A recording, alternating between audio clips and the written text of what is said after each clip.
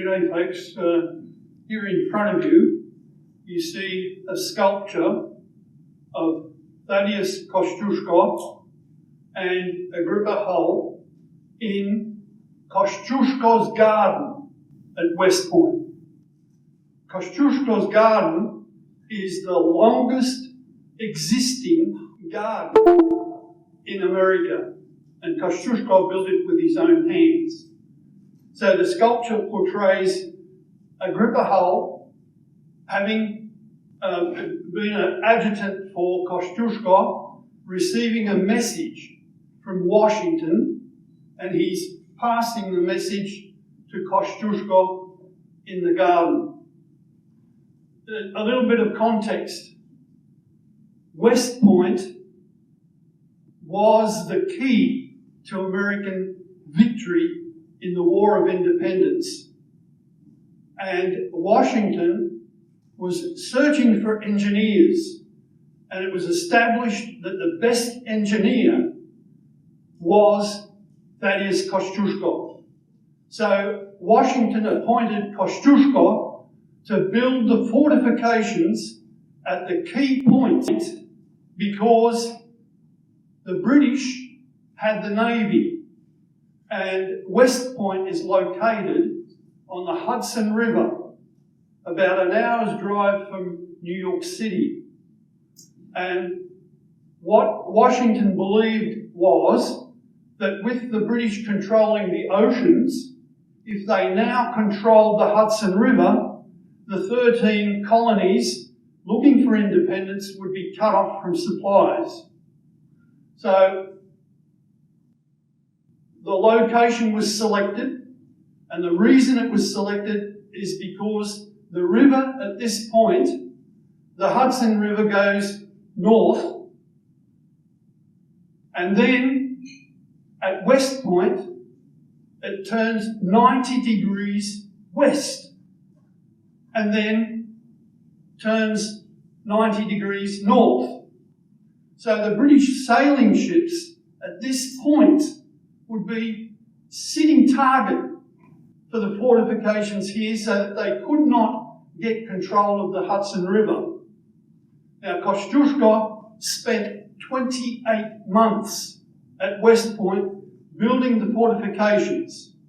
Now, everywhere I read, he has certain qualities.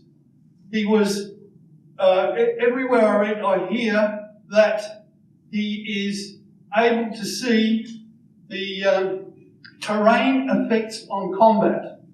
The terrain effects on combat.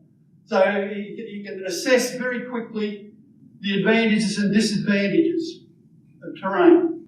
And he was also the best trained military engineer of the time. He'd studied, not officially but informally, under Vauban, but the later stages of Vauban.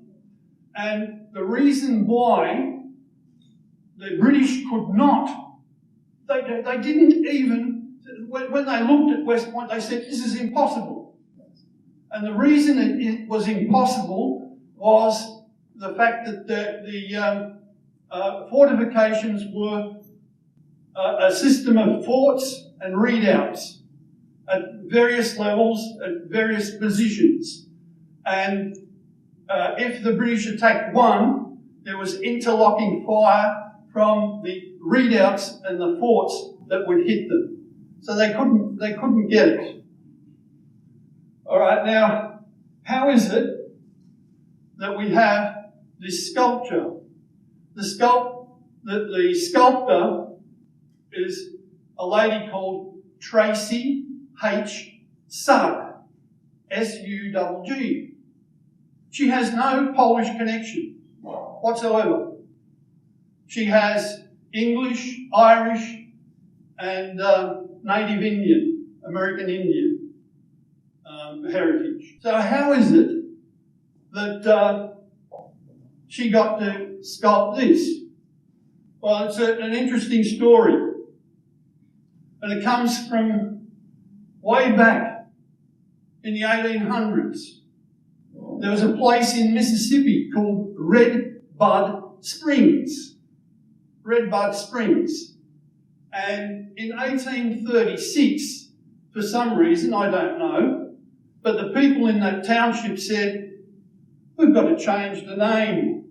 We want a different name than Redbud Springs. So they thought and thought, and one of the councilmen, his grandfather, fought with Kosciuszko. And so he said to the other people in the council, he said, what a great hero this person was. We should call this place, instead of Redbud Springs, we should call it Kosciuszko, Mississippi. And the council had a vote, and that's what it turned out to be. It became Kosciuszko, Mississippi. 1836. This is a historical Indian area. Cherokee Indians, Creek Indians. A lot of history there. But as time went on, 1830s, 1900s, 2000, the people in the town experienced visitors coming, and they said,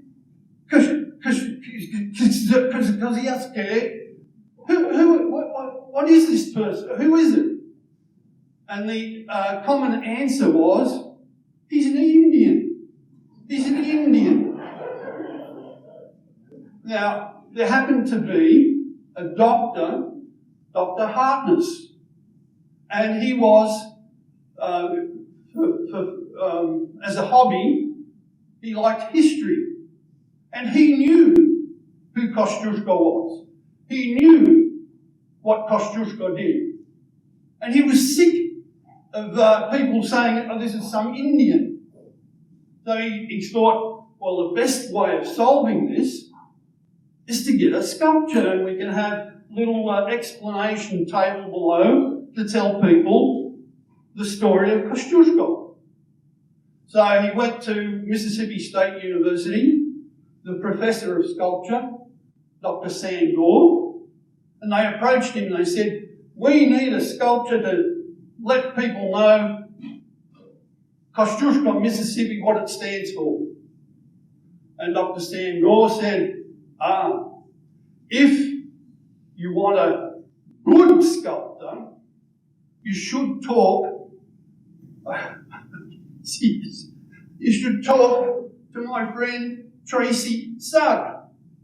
So he did, and Tracy, whenever she does a sculpture, she puts her heart and soul in it before she does anything. So she researched all the English books, and there are many in the US, about the story of Kosciuszko. And she fell in love with Kosciuszko and the Polish spirit. And so she ended up making a sculpture in Mississippi, in Kosciuszko, Mississippi. I've visited about 200 out of the 360 Kosciuszko sculptures around the world, and that one is my favourite. So she created the sculpture, it was unveiled. So how do we get this at West Point? Well, there is another person involved, and that's a lady called Betsy Blakesley. Also, no Polish heritage. However, her husband was a doctor, and he got appointed to West Point. And Betsy Blakesley took an interest in the Kosciuszko garden. Unfortunately, it had deteriorated. So she decided to restore it. 2006, she spent 6 years restoring it and got it done. Now,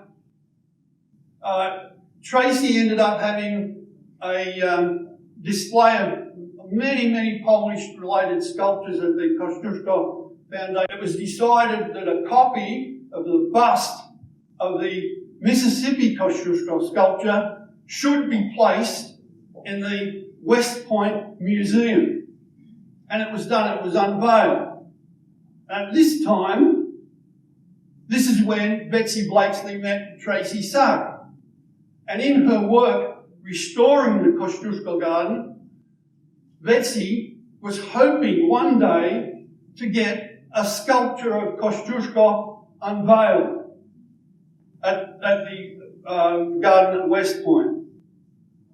So eventually time has passed, and although it's not the final sculpture, because they wanted a life-size sculpture at the garden, in the meantime, Tracy was asked to create this sculpture of Kosciuszko and Agrippa Hull. So that's the story. Thank you for listening.